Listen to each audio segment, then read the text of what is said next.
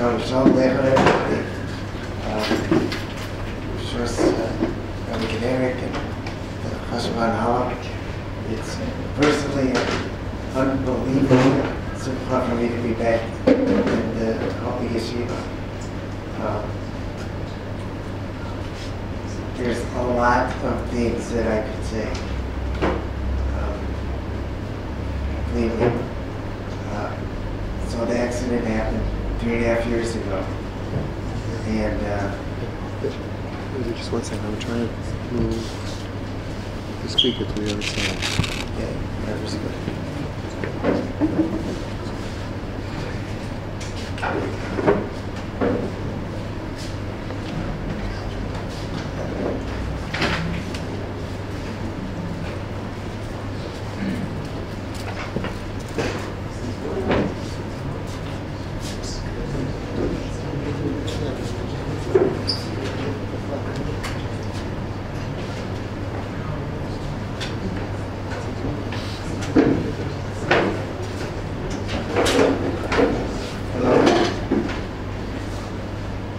In the back here, you can hear me? Okay. Shortly before we made this this dream come true, my wife saw on a tree in Ottawa where we live, there's a sign, and the sign says, if your dreams don't scare you, then dream bigger. So I think that there's a lot of truth in that.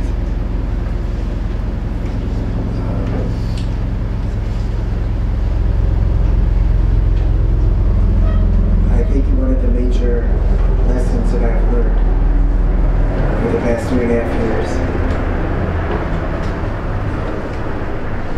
was, I guess you would say, it was a rude awakening, because all of the Torah that I learned prior, all the Muslim that I learned, all this reason, everything I learned and went over in a classroom again and again. And I was sure that I knew every word clearly, and I imbibed it and I knew it in an instant. I had to relearn everything. So here's the thing. I'm paralyzed all over the place, which means my entire physical plant is more or less completely different than it was before the accident. So, but I think a big lesson for us to learn is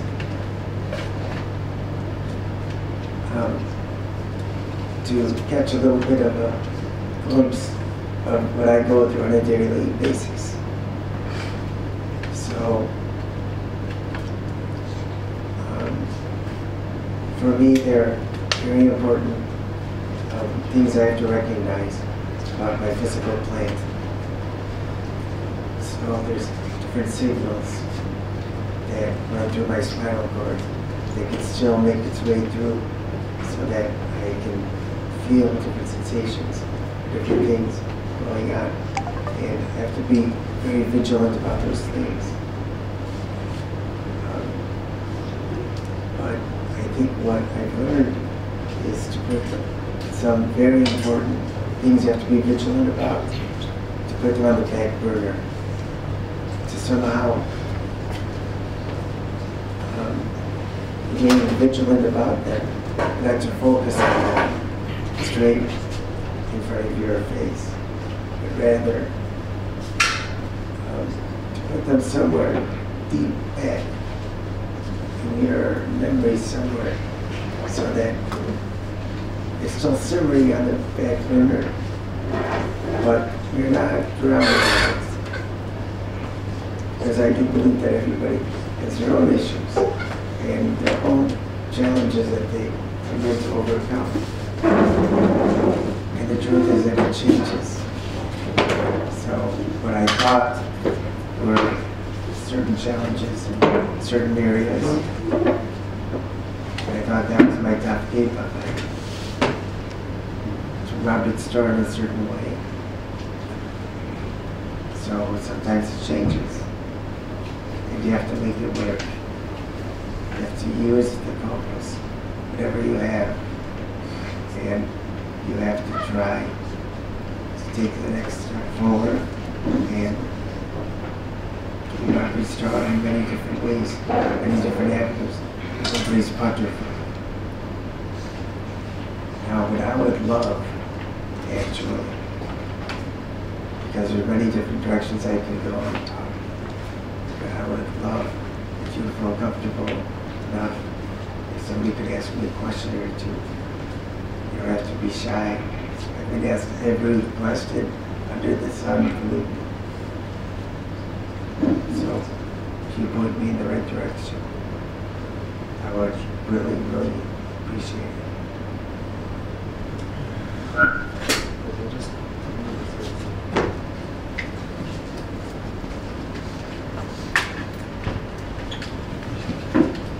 Yes. How do you, I guess, keep remembering that everything's min Hashemayim and that everything happens for a reason, and keep yourself from any emotion that is negative, anger, anything? How do you keep remembering that everything's positive? That's an excellent question. Everybody hear that question? Okay, would you please repeat it? How do you keep remembering that everything's for the positive and that everything's min Hashemayim, and keep all negative thoughts, anger, any sadness? How do you keep it all out? And remembering that everything's for the positive. Okay, it's a very important and excellent question. So, for me,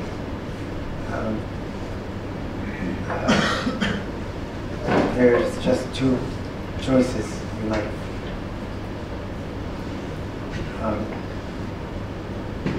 I guess either it is or it's not. Meaning, is there a meaning, is there a purpose, is there a goal? Is Hashem sending me an opportunity for something positive? Or chas v'shalom the opposite? So, in the very beginning, I'll tell you the truth, the very first day, I did not want to wallow in my own misery or pain or suffering. There was a lot of pain. There was a lot of suffering, believe me. You go into detail about that. I don't know how strong you guys are. But there definitely were very challenging days. But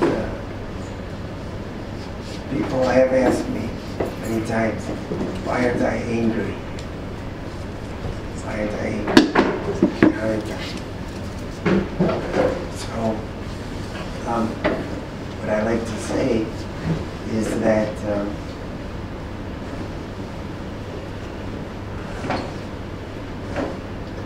the question of why did Hashem do this? Why did Hashem do this? So that question, I think, needs a object or a subject. You can't just ask why, you have to ask somebody why. So it's pretty simple. To me, it's very simple. Hashem knows what he's doing. So there's nothing to be angry about. It's just another challenge. We all have challenges. Some of them look or may feel bigger than our friends, but everybody has exact amount of challenge that they are meant to overcome with their own personal potential, their own tools that they have within themselves. And of course, the potential keeps on rising. See, when I make a trip like this, I can tell you the chizuk. And what happens is that now, going forward, I have a new potential. Because I see certain things that are so out of my comfort zone. I'll give you one example. So, unfortunately, I had to spend some time in the hospital shortly after we arrived. So they're not so, fortunately, they're not so quick. I don't find it much different than North American hospitals. They have their own time requirements, so there's a lot of patients. So I had to get out of the bed into this chair in order to go to Chasna, which is why I came. And it was up. Okay, I'll get back to that in a minute. But so transferring me, since I don't move, so transferring me from the chair, I'm sorry, from the bed into the chair, to me, would require something called a lift.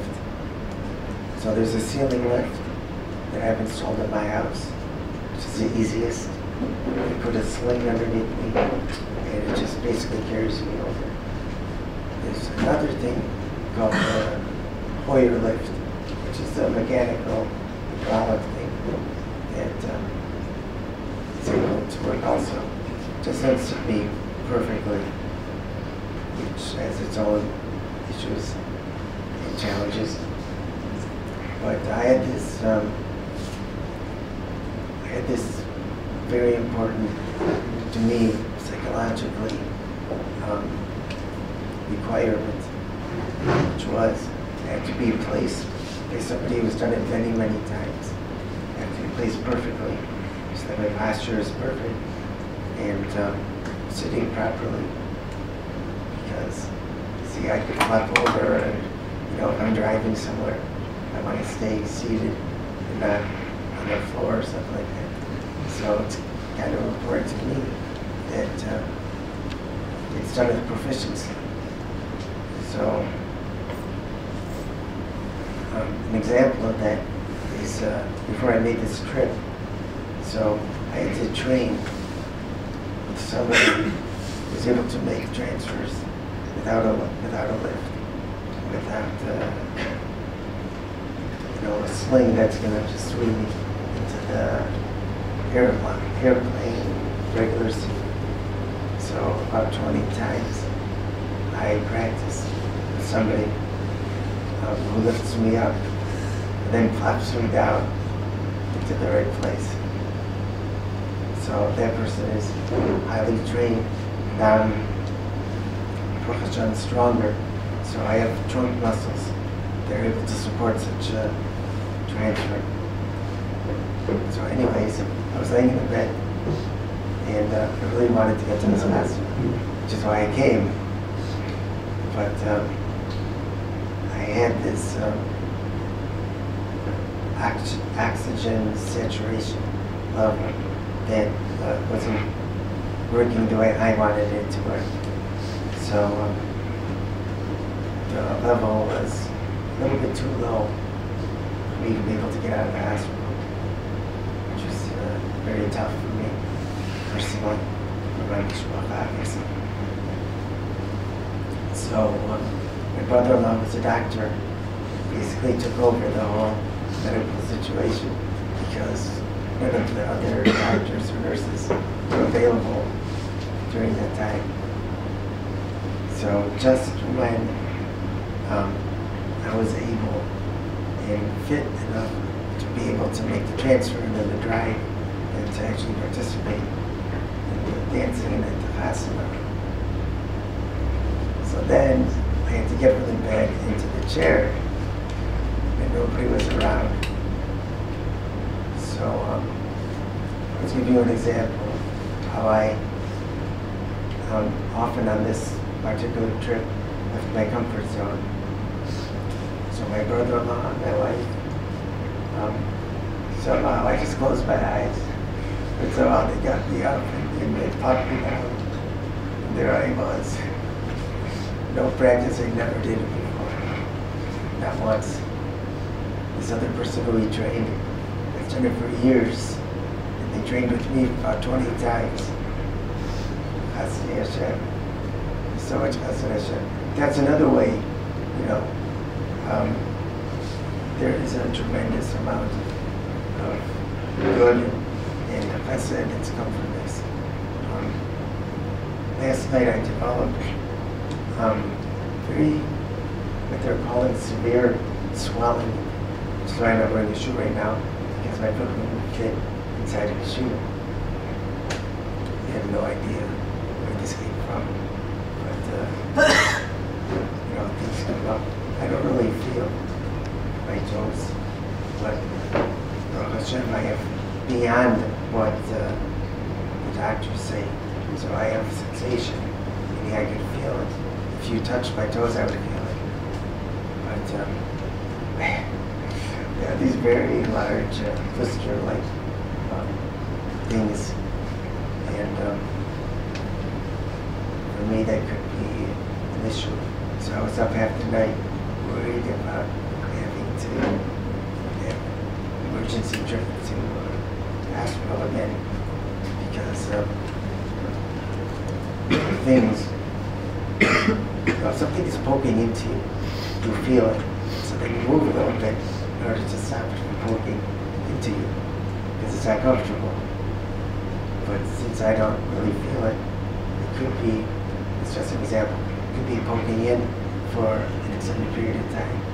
And then the way my body lets me know about it is that my blood pressure spikes extremely high, and then I can feel. So that's what I was worried about last night, because this is a trigger. It could have happened. And the positive show didn't happen. So if I look at these things, what could happen, it might happen, and did happen in the past, and if they don't happen now, that's a tremendous, tremendous sense of gratitude to the Kodesh Baruch. So something to be angry about there. I hope that answered your question. All the way to get the answer. Yes? Do the Nisionos get easier? Do Nisionos get easier? Yeah, like let's say safe and sound. Does it get easier over time? The more times you do it. Yeah, there's no question.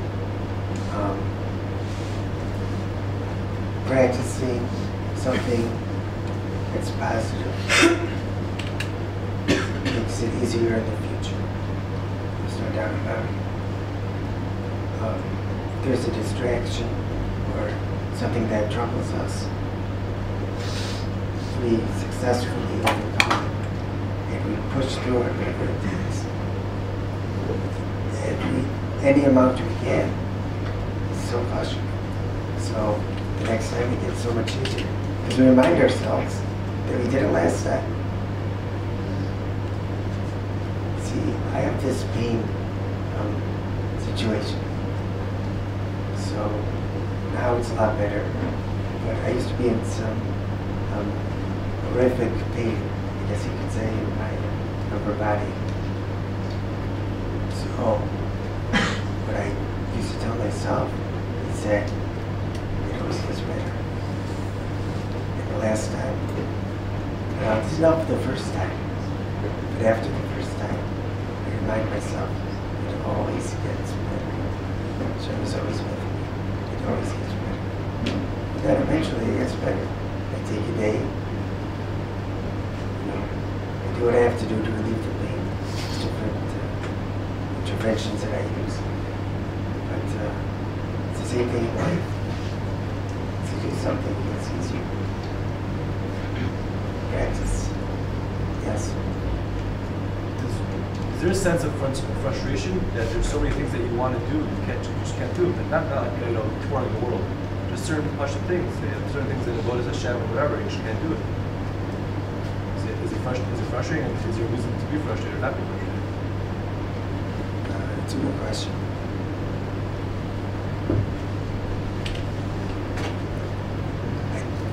Just move this there. Let's move it here a little bit.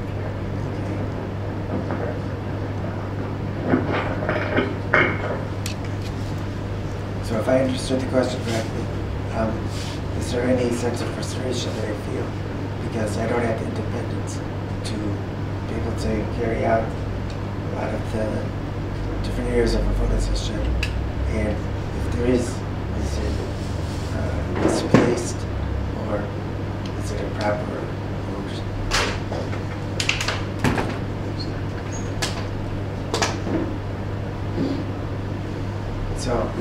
can tell you personally that unfortunately I don't think I'm on the Madriga to say that it bothers me as much as maybe it should.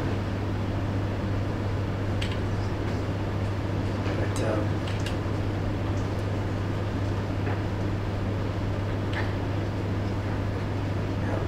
I don't think I can address the second part of the question, but the first part,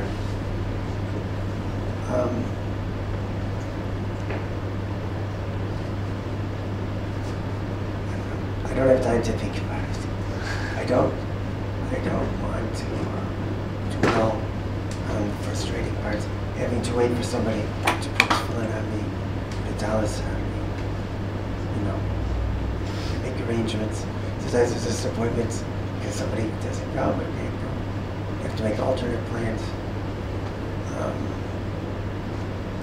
But I keep on coming back to it, but Hashem wants, I'm sure that Hashem wants each person to maximize their potential and goals. So if Hashem sees that I can't put it to it myself, I pretty much have to rely on other people. I can't bring food to my mouth and other things. So it was difficult for me to give up a lot of independence. Take for granted. Putting on a coat used to be easy. To on a coat. These things for me are different. So, over the years, it's been 3.5 years, I've already pretty much adjusted to how I am. But it's a difficult journey. Life is a difficult journey. It's worth it. It's so worth it. Ask Hashem. I mean, there's so many troubles. I have things that remind me, if I would only focus on the Lord, but I have different things like, a little bit lower in my, if I were to open my top collar, you would see, it's called a stoma, which is the spot where the ventilator, the tracheotomy that I had, went. So how many of us actually think about taking the next breath? Just breathing. Never entered my mind. Never entered my mind, it just happens, right? Body works. You have control. You decide, right? So if I would only focus when I see it, that I didn't have breath for a very long time, until I worked very, very long days and torturous nights. I think you guys can handle more than my general audience. But it was very painful when they had to pop out the cork-like thing in my throat. Then they put a tube deep into my lungs in order to suction out the secretions. It's very painful. So it was so simple that I could get off of that, my level of injury. But that worked. And then I discovered about the Chesed Hashem of breathing, taking the next breath. It's a tremendous, tremendous Chesed that I never realized. I have another little reminder in my stomach that used to feed me before my swallowing mechanism worked. So that should be reminded. I get a tremendous amount of reason when I talk to people. So then I remind myself about these things. So swallowing is such a bracha, tremendous bracha, tremendous. Tasting, swallowing, enjoying, it's unbelievable. I saw the video they showed me as they did the swallowing test. And everybody, my whole family was gathered around. And we were all davening and hoping that it would click, my throat would take the food down. There was, like at the dentist, they had that suctioning thing. So if it didn't work, they would just suction. But then we saw the swallow, it worked. It was unbelievable. The kids started dancing and they were clapping. It's tremendous. They screamed, they gave it out to all the nurses. We took over the whole ICU at some point. It's a tremendous Kiddush Hashem. The nurses led my kids to upper cars on the IV pools. They put pictures of my kids on the bulletin board for Swakia. So I stopped using my official title of Rabbi because he wants me to make a decision,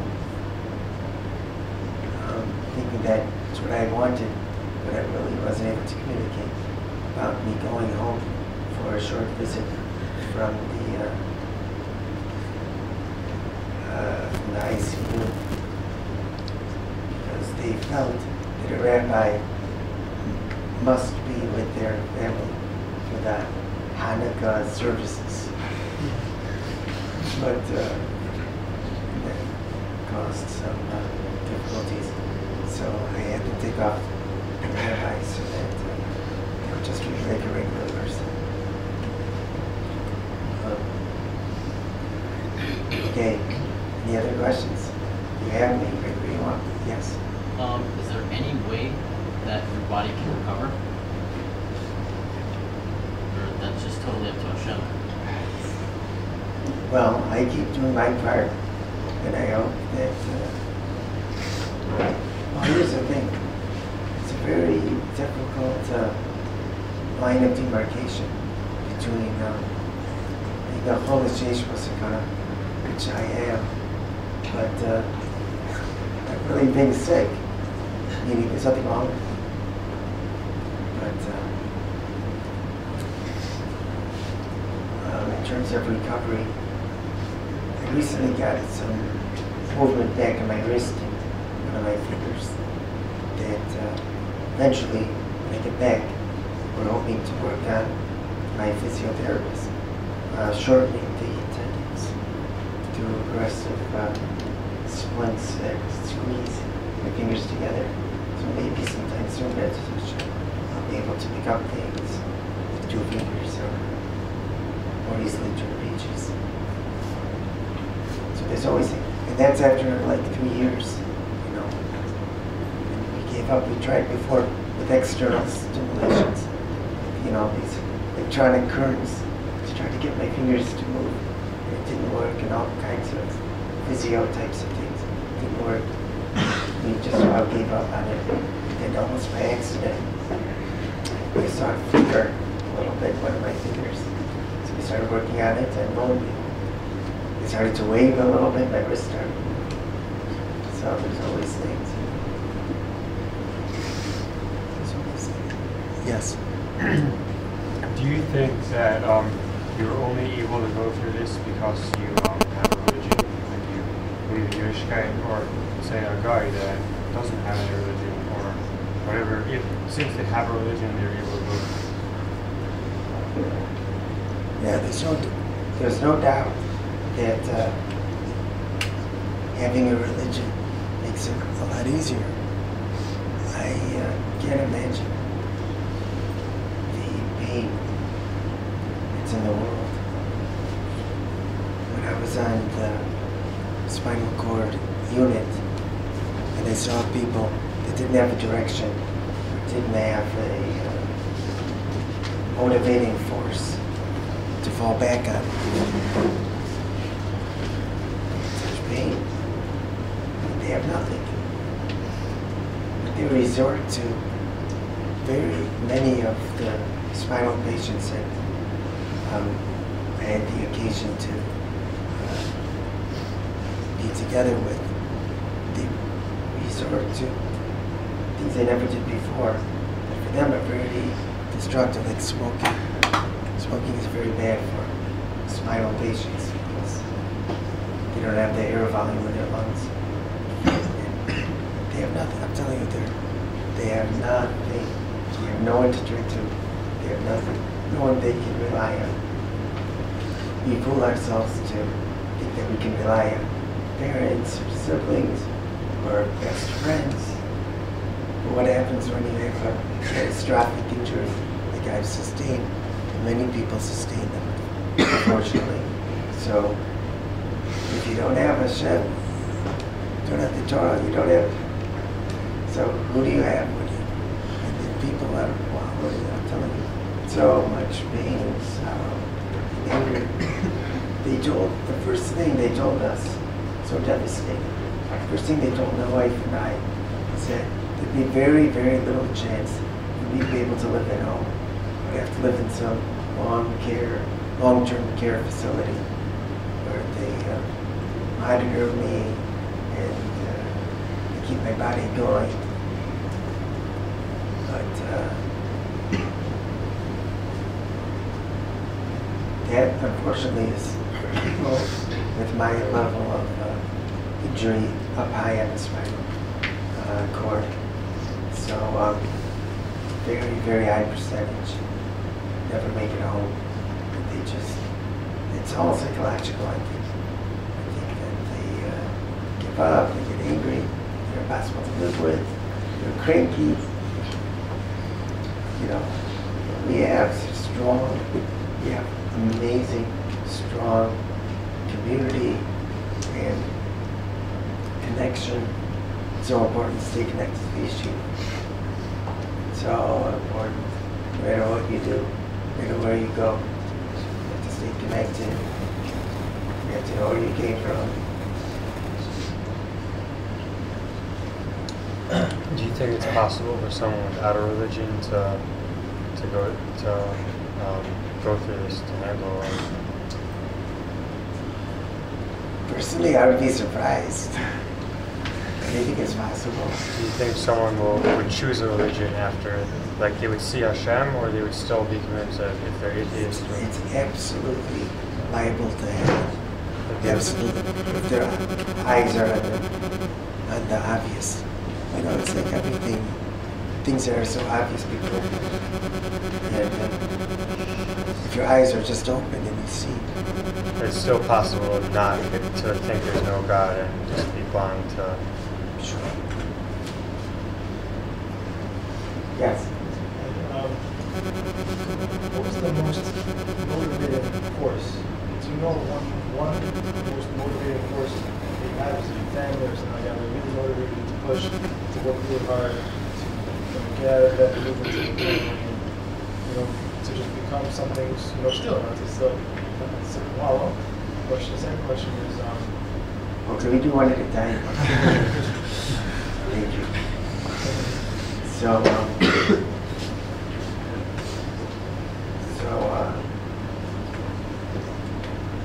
my family in Ottawa was somewhat high profile in the educational family of the city.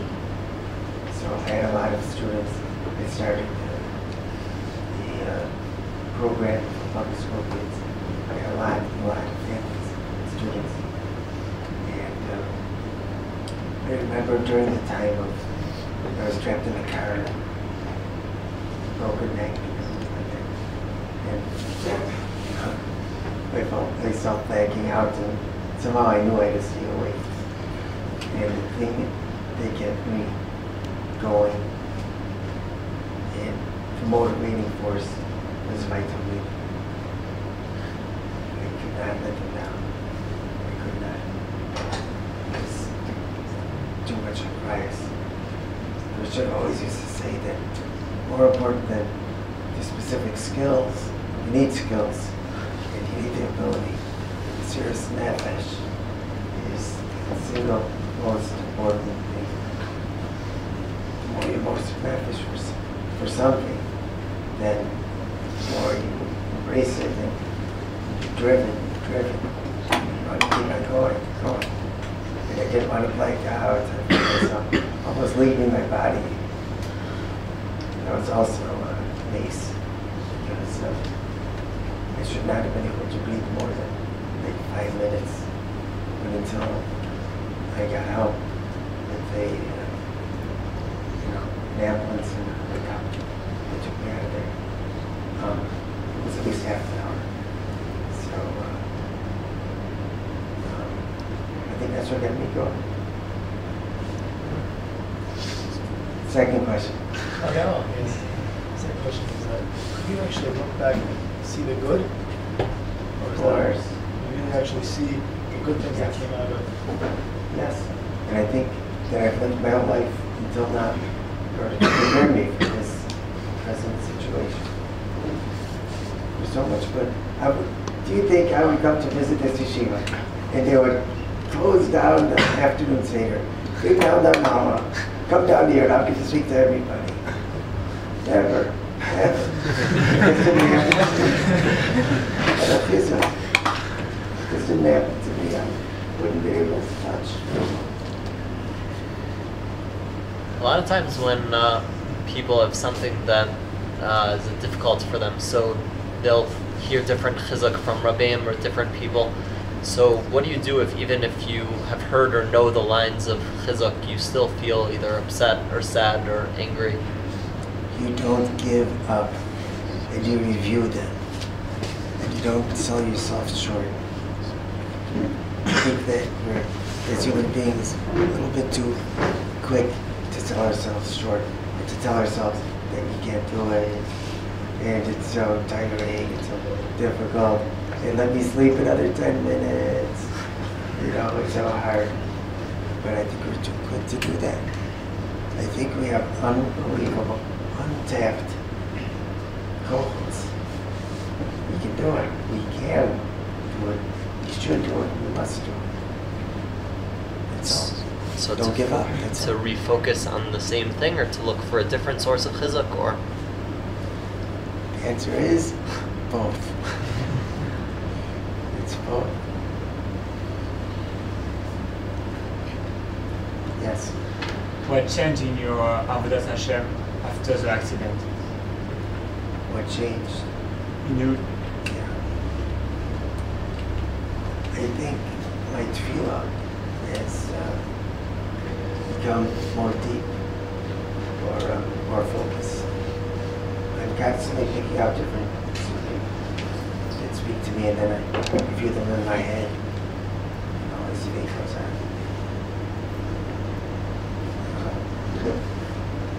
It's become a lot more precious to me. I can get out in the winter and go to shul, and they make it there. Mountains of snow and freezing tundra of Ottawa.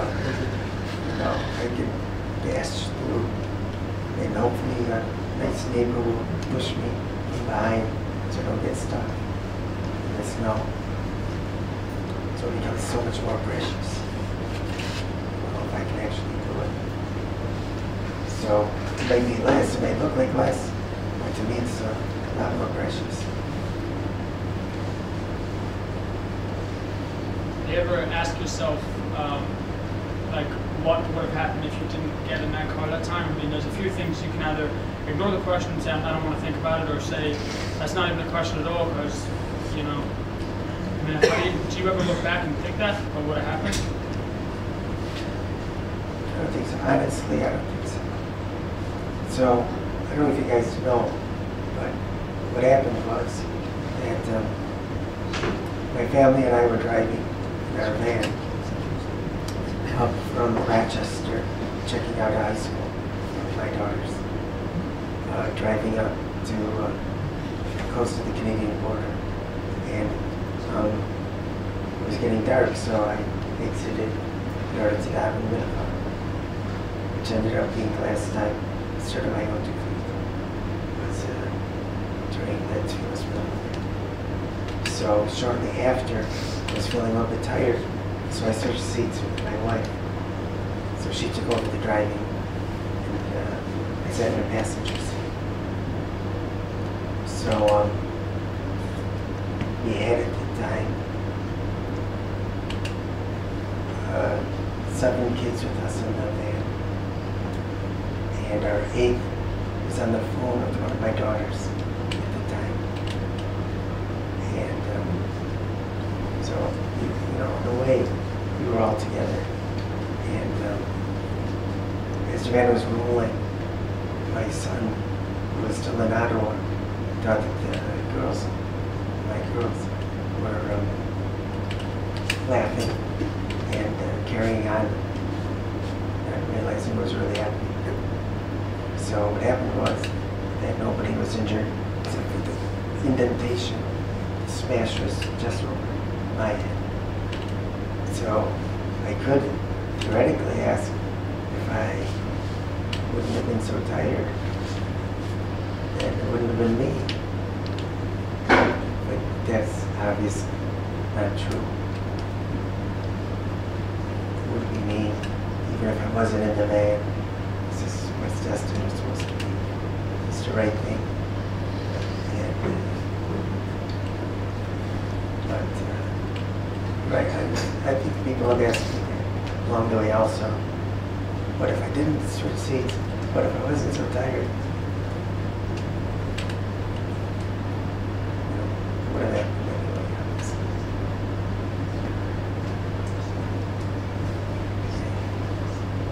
Yes. Yes, how should we realize the Chesed Hashem before we get into a bad situation? Meaning, it's very nice to hear you speak, it's very inspiring, but after like an hour, it's just something to spirit again. And after Meyer, we're going to dive in, and that is just the spirit. So how do we keep it in our mind always? So I think with this I'll end, if you don't mind. I think what works is that not being in a situation where you lose all control, and being in the so-called normal state. You also did nothing to deserve that. And you also did nothing to earn it, right? So, like the Prophet says, if you have something that you didn't work to get, when you lose it, it's not a problem. Because you never asked why, when things are going good, right? You never asked why. So, you don't have to look at me, look at yourself.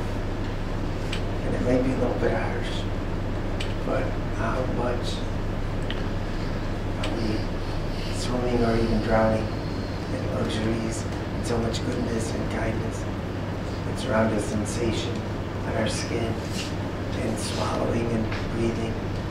And, you know, you have it all. It's last time we asked why. Maybe once in a while you should take a moment to be grateful for these things. And it doesn't, you don't have to wait. You don't have to wait for this to happen. Stories, I wish I knew that lesson beforehand as well, because I know it now. I didn't, I really didn't. So that's why it's a bit listen for me to share a little bit. So that you should realize that every little thing that you go through on a daily basis, on an hourly basis, is something that you didn't earn, you don't necessarily deserve. Hashem gives it to you anyway, doesn't ask. Doesn't ask for anything in return. You get it, you have it, and it's something to be grateful for.